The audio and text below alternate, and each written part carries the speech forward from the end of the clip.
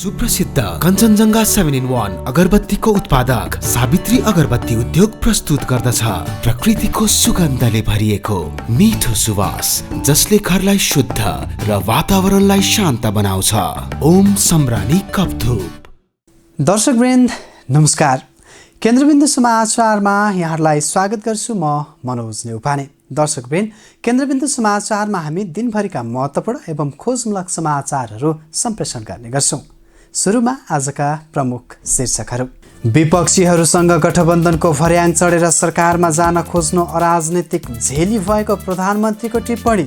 नागरिकलाई खोप ल्याउन सरकार प्रयासरत रहेको उल्लेख।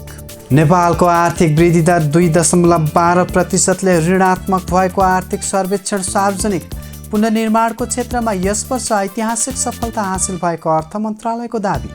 प्रतिनिधि सभा विघटन विरुद्ध परेका रिटमाथि संवैधानिक इजलासको सुनवाई हेर्दैमा नेकपा एकता बदर गर्ने न्यायाधीशलाई संवैधानिक इजलासमा राखिएको भन्दै वकिलहरूद्वारा विरोध। भेरी अस्पतालमा भएको आक्रमणको विरोधमा स्वास्थ्यकर्मी आन्दोलित। आक्रमण गर्नेलाई कडाभन्दा कडा कारबाही गर्न स्वास्थ्य मन्त्रालयको निर्देशन। र जेठ 18 गतेबाट चीन, कतार र टर्कीमा हवाई उडान सुरु गर्ने सरकारको तयारी। नेगेटिभ PCR रिपोर्ट लिएर आउने यात्रुले पनि 10 दिनसम्म अनिवार्य होटल क्वारेन्टाइनमा बस्नुपर्ने। जस्तै परिस्थितिमा पनि होन्डा छ सधैँ तपाईसँगै। त्यसैले अब होन्डा हुनेछ तपाईसँग मात्र 1 रुपियाँको डाउन पेमेन्ट वा 1 रुपियाँको EMI वा 1% इन्ट्रेस्ट रेटमा। थप जानकारीका लागि यी नम्बरमा कल गर्नुहोस् वा माथि दिएको लिङ्क क्लिक गर्नुहोस्। होन्डा छ सधैँ तपाईसँगै। International School of Tourism and Hotel Management. समाचारको सुरुमा कोरोना अपडेट। स्वास्थ्य तथा जनसङ्ख्या मन्त्रालयका अनुसार पछिल्लो 24 घण्टामा 9,841 जना निको भएका छन्। हालसम्म सङ्क्रमण मुक्त हुनेको सङ्ख्या 4,28,670 पुगेको छ। यस्तै नेपालमा आज 6,951 जनामा कोरोना सङ्क्रमण देखिएको छ। आज एन्टिजेन परीक्षणबाट 96 जनाको रिपोर्ट पोजिटिभ देखिएको हो। हालसम्म सक्रिय सङ्क्रमितको सङ्ख्या नेपालमा 1,13,394 रहेको छ। यससँगै सङ्क्रमितको कुल सङ्ख्या 5,49,111 जना पुगेको छ। मन्त्रालयका अनुसार शुक्रबार 96 जनाको मृत्यु भएको छ। हालसम्म मृत्यु हुनेको सङ्ख्या 7,047 पुगेको छ। अब पुरा समाचार। प्रधानमन्त्री केपी शर्मा ओलीले शुक्रबार राष्ट्रका नाममा सम्बोधन गर्दै दलीय प्रणालीमा दलको अनुशासनभन्दा बाहिर गएर नीतिहीन गठबन्धन बनाई त्यसकै माध्यमबाट सरकारको नेतृत्वमा जान खोज्नु अराजनीतिक झेली काम भएको बताएका छन्। त्यसैगरी विश्वासको मत प्राप्त नभएपछि सरकार गठनका लागि अघि बढेका प्रक्रियाहरूका बारेमा जानकारी गराउँदै आफूले मुलुकलाई राजनीतिक अन्योलताबाट छिटो मुक्ति गर्ने बाटो अवलम्बन गरेको पनि प्रधानमन्त्रीले दाबी गरेका छन्। यस्तै बिहिबार प्रधानमन्त्रीको सरकारी निवास बालुवाटारमा नेपालमा रहेका अन्तर्राष्ट्रिय मिडियाका संवाददाताहरूसँग अन्तर्क्रिया गर्दै प्रधानमन्त्रीले नेपाली नागरिक सबैलाई पुग्ने गरी कोभिड-19 विरुद्धको खोप ल्याउन सरकार प्रयासरत रहेको उल्लेख गर्दै सहयोग गर्न पनि आग्रह गरेका छन्। हेरौँ यो रिपोर्ट।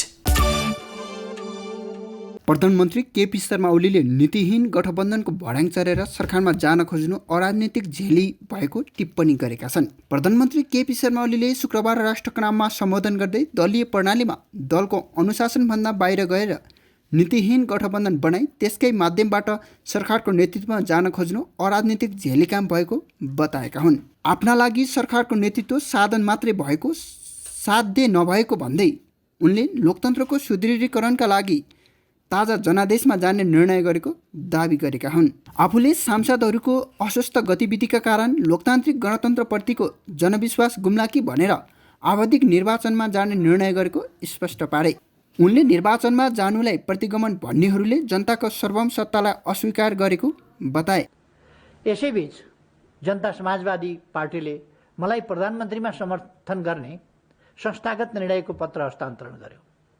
प्रतिनिधि सभाको रक्षा र राजनीतिक स्थायित्वका लागि अन्तिम प्रयास स्वरूप मैले जेठ 7 गते संविधानको धारा 76 को उपधारा 5 बमोजिम प्रधानमन्त्रीका लागि दाबी प्रस्तुत गरेँ दावी गर्दाको समयसम्म मेरो पक्षमा नेकपा एमालेका 121 र जनता समाजवादी पार्टीका 32 सांसदहरूको समर्थन स्पष्ट थियो। तर यसबीचमा जे जस्ता घटना र प्रवृत्ति देखा परे तिनले नेपाली राजनीतिलाई पछिसम्म प्रदूषित गराइरहनेछन्। उनले पहिलोपटक प्रतिसभा विघटन र त्यसयताका घटनाक्रमहरूको फेरस्ती पनि प्रस्तुत गरे। यसैगरी विश्वासको मत प्राप्त नभएपछि सरकार गठनका लागि अघि बढेका प्रक्रियाका बारेमा जानकारी गराउँदै आफूले मुलुकलाई राजनीतिक अन्यलबाट छिटो मुक्ति गर्ने बाटो अवलम्बन गरेको दाबी पनि गरे।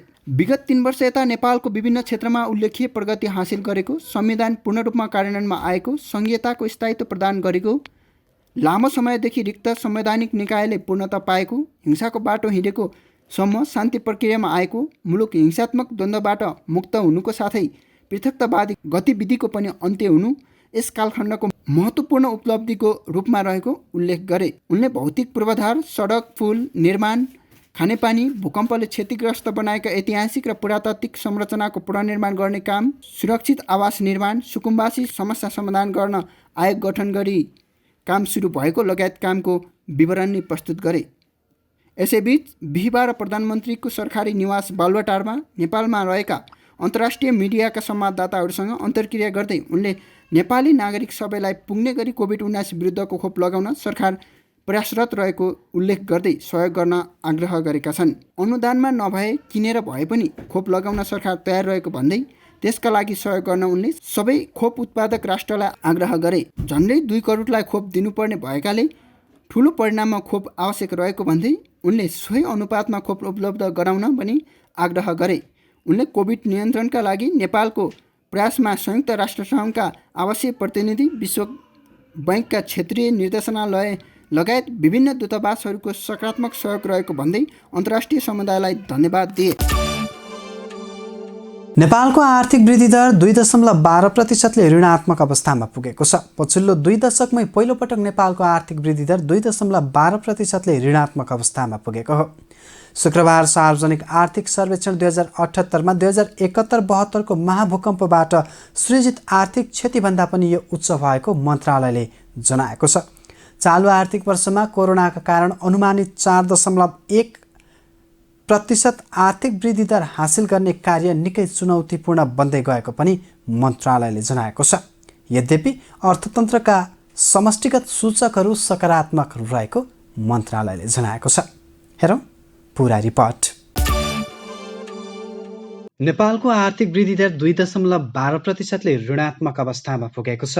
पछिल्लो 2 दशकमै पहिलो पटक नेपालको आर्थिक वृद्धि दर 2.12%ले ऋणात्मक अवस्थामा पुगेको हो। शुक्रबार सार्वजनिक आर्थिक सर्वेक्षण 2078 मा 2071-72 को महाभूकम्पबाट सृजित आर्थिक क्षतिभन्दा पनि यो उच्च भएको जनाइएको छ। मन्त्रालयमा आयोजित कार्यक्रममा अर्थमन्त्री विष्णु पौडेलले आर्थिक सर्वेक्षण 2078 सार्वजनिक गर्दै पछिल्लो 2 दशकमै पहिलोपटक मुलुकको आर्थिक वृद्धि दर 2.12%ले ऋणात्मक अवस्थामा पुगेको बताए। उनले स्वास्थ्य सङ्कटको अवस्थामा क्रमशः सुधार आउने अपेक्षासहित नेपालको आर्थिक वृद्धि दर चालु आर्थिक वर्षमा 4.01% रहने अनुमान गरिएको भए पनि चालु आर्थिक वर्षको तेस्रो चौमासिकबाट तीव्र गतिले फैलिरहेको कोभिड-19 को दोस्रो लहरको कारण अनुमानित आर्थिक वृद्धि दर हासिल गर्ने कार्य चुनौतीपूर्ण बन्दै गएको बताए। कोभिड-19 को विश्वव्यापी महामारीले आर्थिक क्रियाकलापमा सुस्तता आएसँगै अधिकांश मुलुकको आर्थिक वृद्धि ऋणात्मक भई सन् 2020 मा विश्व अर्थतन्त्र 3.3%ले सङ्कुचन भएको थियो। कोभिड-19 विरुद्धको खोप उत्पादन र वितरणसँगै आर्थिक गतिविधिमा आएको सुधारको कारण सन् 2021 मा विश्व अर्थतन्त्र 6.0% विस्तार हुने अन्तर्राष्ट्रिय मुद्रा कोषको प्रक्षेपण रहेको छ। आर्थिक वर्ष 2076-77 मा कोभिड-19 महामारीबाट नेपालको अर्थतन्त्र प्रभावित हुन गई आर्थिक वृद्धि दर पछिल्लो 2 दशकमै पहिलोपटक 2.12%ले ऋणात्मक रहेको छ। स्वास्थ्य सङ्कटको अवस्थामा क्रमशः सुधार आउने अपेक्षासहित नेपालको आर्थिक वृद्धि दर चालु आर्थिक वर्षमा 4.01% रहने अनुमान गरिएकोमा चालु आर्थिक वर्षको तेस्रो चौमासिकबाट तीव्र गतिले फैलिरहेको कोभिड-19 को दोस्रो लहरको कारणले अनुमानित आर्थिक वृद्धि दर हासिल गर्ने कार्य चुनौतीपूर्ण छ। आर्थिक सर्वेक्षण 2078 चालु आर्थिक वर्षमा प्रति व्यक्ति कुल गृहस्थ उत्पादनमा 5.8%ले वृद्धि भई अमेरिकी डलर 1191 पुगेको अनुमान गरिएको छ। त्यसै गरी प्रति व्यक्ति कुल राष्ट्रिय आयमा 5%ले वृद्धि भई अमेरिकी डलर 1196 पुगेको अनुमान गरिएको छ। पछिल्लो वर्षहरूमा वस्तु तथा सेवाको औसत मूल्य स्तर वाञ्छित सीमाभित्र नै रहेको पनि अर्थ मन्त्रालयले जनाएको छ। आर्थिक वर्ष 2076-77 मा तीनै तहका सरकारको एकीकृत खर्च 11 खर्ब 91 अर्ब 6 करोड रुपियाँ रहेको छ। एकीकृत खर्च मध्ये चालु खर्च 56%, पुँजीगत खर्च 34.1% र वित्तीय व्यवस्था 9.9% रहेको छ। त्यसै गरी सरकारको बजेट घाटा कुल गृहस्थ उत्पादनको 8.1% रहेको पनि मन्त्रालयले जनाएको छ। चालु आर्थिक वर्षको फागुनसम्म सङ्घीय राजस्वमा भने गत आर्थिक वर्षको सोही अवधिको तुलनामा 4.6%ले बढेर 5 खर्ब 1 अर्ब 97 करोड पुगेको छ। मन्त्रालयले कोभिड-19बाट प्रभावित उद्योग व्यवसायका लागि 2077 फागुनसम्म 48,831 ऋणीका लागि 1 खर्ब 42 अर्ब 17 करोड पुनर्कर्जा स्वीकृत भएको पनि जनाएको छ। कोभिड-19 महामारी रोकथाम, नियन्त्रण र उपचारका लागि तीनै तहमा गरी 34 अर्ब 11 करोड विनियोजन भएकोमा 10 अर्ब 95 करोड खर्च हुन बाँकी रहेको मन्त्रालयले जनाएको छ। पछिल्ला वर्षमा मानव विकास सूचकाङ्कमा सुधार हुँदै संयुक्त राष्ट्र संघीय विकास कार्यक्रमको सन् 2020 को प्रतिवेदन अनुसार नेपालको मानव विकास सूचकाङ्क अघिल्लो वर्षभन्दा सुधार भई 0.602 पुगेको छ। पुनर्निर्माणको क्षेत्रमा यस वर्ष ऐतिहासिक सफलता हासिल भएको पनि मन्त्रालयले जनाएको छ। मन्त्रालयका अनुसार कोभिड महामारीमा परेका व्यवसायीले बैंक ऋणको ब्याजमा 10 अर्ब 21 करोड 66 लाख छुट पाएका छन्। मन्त्रालयले पुँजी बजारप्रति लगानीकर्ताको आकर्षण बढेको, बीमा व्यवसायको दायरा विस्तार भएको, निर्यातमा वृद्धि भएको र शोधान्तर तथा राजस्व सङ्कलन लगायत अर्थतन्त्रका समष्टिगत सूचकहरू सकारात्मक रहेको पनि जनाएको छ। मन्त्रालयले कोभिड महामारीबाट उत्पन्न आर्थिक सङ्कटको बावजुद पनि नेपालको मुद्रास्फीति वाञ्छित सीमाभित्र रहेको, शोधान्तर स्थिति तथा विदेशी विनिमय सञ्चित सुविधाजनक रहेको, वित्तीय क्षेत्र सबल रहेको र पुनर्निर्माणमा भएको प्रगति र पूर्वाधार विकासको क्षेत्रमा भएको विस्तारको कारण आगामी दिनमा आर्थिक स्थिति सबल हुँदै अर्थतन्त्र भी आकारमा वृद्धि हुने अनुमान गरिएकोमा कोभिड दोस्रो लहरले गतिशील बन्दै गएको अर्थतन्त्रमा पुनः चुनौती र जोखिम बढाएको जनाएको छ। प्रतिनिधि सभा विघटन सम्बन्धी मुद्दालाई सर्वोच्च अदालतको संवैधानिक इजलासले आइतबारका लागि हेर्दैमा राखेको छ। प्रधान न्यायाधीश सोलेन्द्र शमशेर जबराको नेतृत्वको संवैधानिक इजलासमा सुनवाई शुक्रबारबाट सुरु भएको हो। प्रधान न्यायाधीश जबराले आफ्नो नेतृत्वमा न्यायाधीशहरू दीपक कार्की, आनन्द मोहन भट्टराई, तेजबहादुर केसी र बमकुमार श्रेष्ठ सदस्य रहेको इजलास गठन गरेका थिए। नेकपा एकता बदर गर्ने न्यायाधीश बमकुमार श्रेष्ठलाई संवैधानिक इजलासमा राखिएको भनेर गोविन्द बन्दी लगायतका कानुन व्यवसायीले आपत्ति जनाएपछि सुनवाई आइतबारका लागि राखिएको हो। हेरौँ यो रिपोर्ट। प्रतिनिधि सभा विघटन विरुद्ध परेका रिटमाथि संवैधानिक इजलासमा शुक्रबारका लागि बहस सकिएको छ। संवैधानिक इजलासमा रिट निवेदक पक्षका वकिल र महान्यायाधिवक्ता रमेश बडाल बीच विवाद भएपछि प्रतिनिधि सभा विघटन र धारा 76 को उपधारा 5 बमोजिम सरकार गठनका सन्दर्भमा परेका रिटमाथिको सुनवाई स्थगित भएको छ। आइतबार फेरि बस्ने गरी इजलासले मुद्दालाई हेर्दैमा राखेको हो। नेकपा एकता बदर गर्ने न्यायाधीश बमकुमार श्रेष्ठलाई संवैधानिक इजलासमा राखिएको भनेर गोविन्द बन्दी लगायतका कानुन व्यवसायीले आपत्ति जनाएपछि इजलासमा विवाद भएको थियो।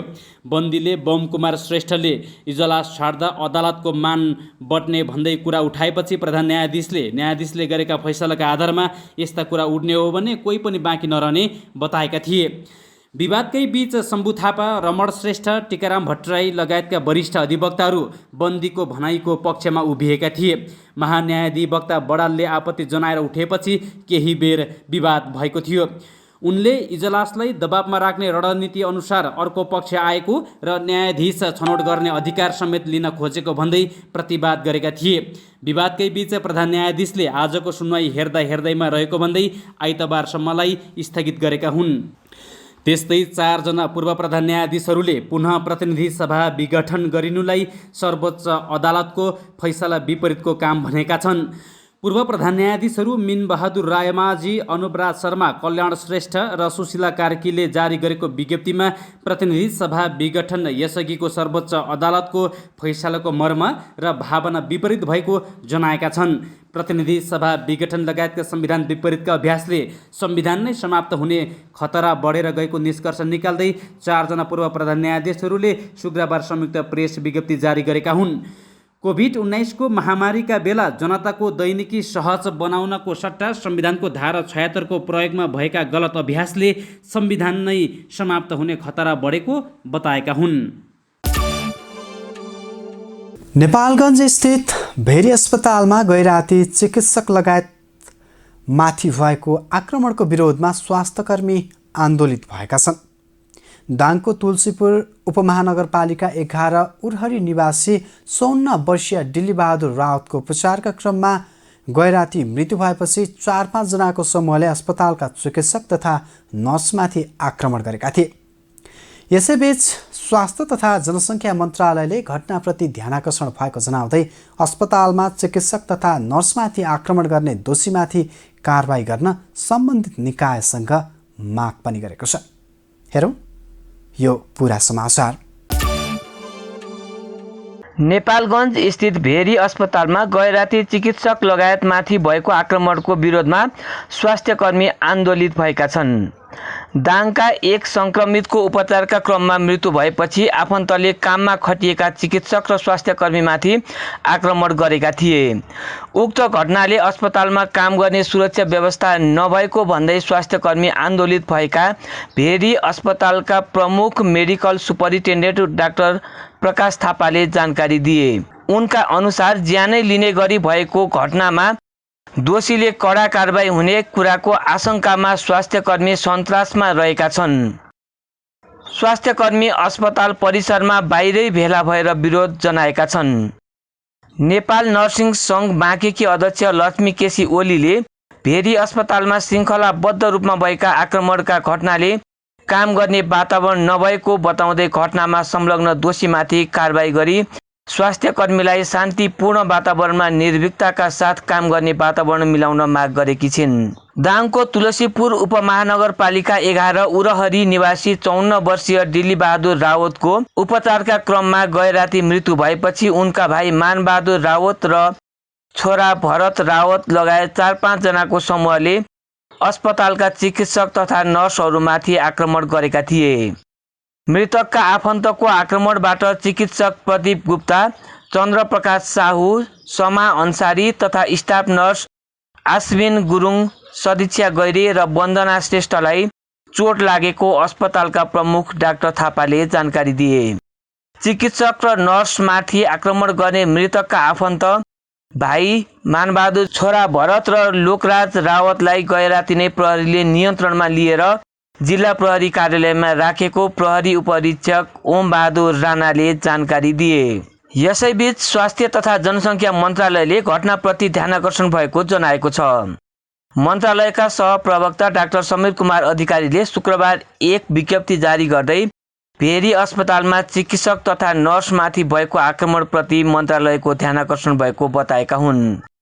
स्वास्थ्य मन्त्रालयले कुनै पनि बहानामा स्वास्थ्यकर्मीमाथि हुने गैर कानुनी अमानवीय गतिविधिहरूमा शून्य सहनशीलता राखी कोभिड-19 सङ्कट व्यवस्थापन अध्यादेश 2078, मुलुकी फौजदारी कार्यविधि संहिता 2072, स्वास्थ्यकर्मी तथा स्वास्थ्य संस्था सुरक्षा सम्बन्धी ऐन 2066 अनुसार कडाभन्दा कडा कारबाहीको प्रबन्ध गर्न सम्बन्धित निकायलाई अनुरोध समेत गरेको छ।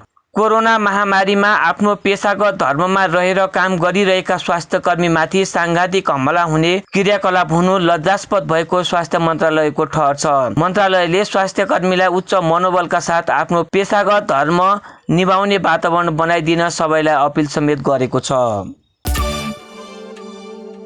सरकारले चीन, कतार र टर्कीका लागि नियमित उडान खोल्ने निर्णय गरेको छ। बिहिबारको मन्त्री परिषद बैठकले जुन 1 अर्थात् जेठ 18 गतेदेखि कतारको राजधानी दोहा, टर्कीको इस्तानबुल र चीनका कुनै पनि स्थानमा दोहोरो अन्तर्राष्ट्रिय उडान खुल्ला गरेको मन्त्रीले जानकारी दिए।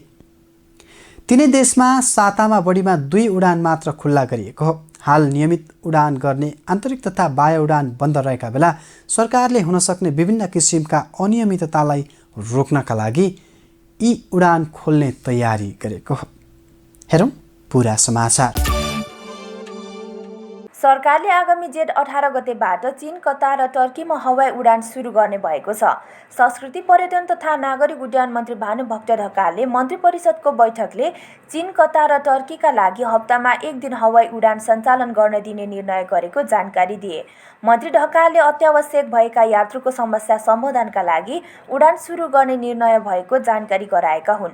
साथै उडान नभएको समयमा हुन सक्ने विभिन्न किसिमका अनियमिततालाई रोक्नका लागि पनि सातामा 1 उडानको अनुमति दिने निर्णय भएको उनले बताए। विभिन्न खालका कूटनैतिक प्रयासहरूबाट जाने र अरू अनुरोधहरूबाट कतिपय फ्लाइटहरू जाने हुँदा त्यसमा पनि अनियमितता हुने भएको हुनाले बरु थोरै देशबाट भए पनि नियमित खालका उडानहरूलाई चाहिँ हामीले गरियो भने कम्तीमा त्यसमा अनियमितताहरू नहुने कुरा। मन्त्री ढकालका अनुसार ती मुलुकबाट नेपाल आउने यात्रुले कोभिड-19 संक्रमण विरुद्धका 2 मात्र खोप लगाएको भए होम क्वारेन्टिनमा बस्नुपर्ने, 1 मात्रै खोप लगाएको व्यक्ति होटलमा 3 दिन क्वारेन्टिनमा बस्नुपर्ने, 72 घण्टाको PCR नेगेटिभ रिपोर्ट लिएर आएका यात्रु 10 दिन अनिवार्य होटलमा क्वारेन्टिनमा बस्नुपर्ने छ। यसरी गर्दा बाहिर विदेशबाट यहाँ आउने व्यक्तिहरूको हकमा 2 डोज नै खोप लगाएर आएको व्यक्ति छ, त्यो प्रमाण लिएर आएको छ भने ऊ होम क्वारेन्टाइनमा बस्न सक्छ। एउटा खोप लगाएको अर्को अवधि नपुगेको व्यक्ति छ भने ऊ आएर होटलमा 3 दिन क्वारेन्टाइन बस्छ। 3 दिनपछि PCR टेस्ट गराउँदा रिपोर्ट जे आउँछ त्यो पछि ऊ त्यही ढङ्गले जान्छ।